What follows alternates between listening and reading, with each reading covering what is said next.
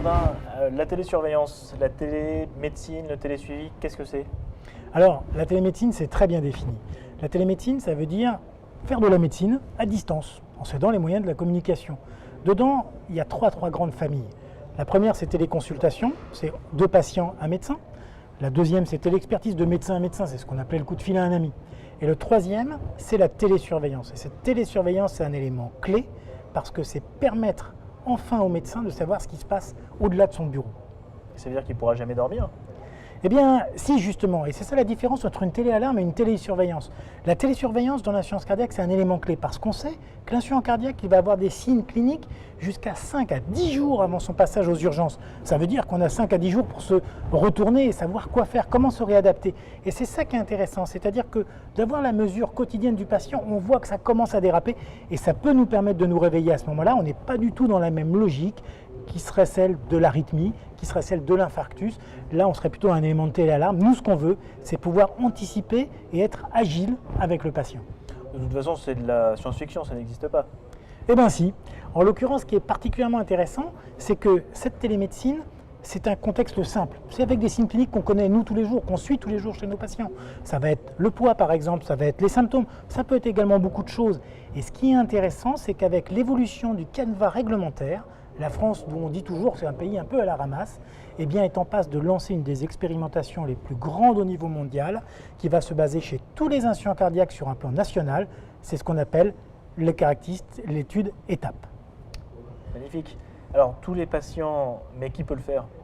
Eh bien, en l'occurrence, ce qui est bien, c'est que ETAP, c'était simplement de mettre un cadre préfigurateur pour avoir un vrai tarif pour que la télémédecine soit inclue dans la vie de tous les jours. C'est-à-dire qu'on ait des codages, un peu comme on code nos consultations, etc. Et donc, le but est de mettre un système par cahier des charges qui permette, en plus des 40 millions versés chaque année par les ARS pour des appels à projets télémédecine, auxquels sûrement certains d'entre vous participent, eh bien, c'est de permettre à tout cardiologue en France de pouvoir rentrer des patients dans la télésurveillance de l'insuffisance cardiaque à condition qu'ils suivent ce cahier des charges qui a été publié il y a maintenant 1 an. Mais le cardiologue sera bénévole pour ce genre de travail? Eh bien non, parce que justement, l'idée dans ce tarif préfigurateur est de permettre d'avoir une triple rémunération. La rémunération, bien sûr, du médecin qui va faire cette surveillance à distance. La rémunération également de l'industriel qui va fournir la solution technique. Et c'est vrai qu'un des petits bémols encore, c'est ce circuit de facturation qui n'est pas encore complètement optimal et qui nous bride encore. Et le troisième élément, et ça c'est très nouveau, c'est le paiement de ce qu'on appelle l'accompagnement thérapeutique, c'est-à-dire tout ce qui va permettre de soutenir le patient, qui va permettre de le faire adhérer au traitement. Parce que la télémédecine, il ne faut pas se tromper, ce n'est pas la télémédecine elle-même qui marche. C'est tout ce qu'elle va permettre de déclencher autour, que ce soit du côté du patient, du côté des aidants et surtout du côté des cardiologues. En somme, j'allais dire, la télémédecine, c'est un superbe outil dans les mains du bon médecin. Et alors, faut-il être téléexpert? Faut-il avoir un diplôme pour pouvoir faire de la télémédecine quand on est cardiologue? Eh bien non. Si vous êtes un bon cardiologue et que vous êtes un cardiologue avisé, il vous suffit de télécharger le cahier des charges que vous avez sur Internet. Vous tapez cahier des charges télésurveillance et à ce moment-là, vous pouvez débuter. Vous cherchez des patients qui ont une certaine gravité parce que c'est ceux-là qui vont en bénéficier. Donc c'est des patients qui vont être insuffisants cardiaques, qui ont été hospitalisés il n'y a pas longtemps ou qui ont un taux d'hormones qui reste un peu élevé, le fameux BNP ou NT-proBNP. Et ces patients-là, une fois que le circuit de facturation sera complété, eh bien, il suffira de faire une prescription, comme vous prescrivez un traitement de l'insuffisance cardiaque, et au même titre. Et cette surveillance au quotidien du patient, ça où ça va être important, c'est que 1, ça mobilise le patient, 2, ça mobilise le cardiologue, et puis ça nous permet d'être réactifs. Moi, je citerai juste un chiffre, c'est qu'on sait qu'à peine 40% des patients ont encore des traitements efficaces dans l'insuffisance cardiaque, et qu'on attend une nouvelle décompensation, et que chaque décompensation, c'est divisé par 2 l'espérance de vie du patient.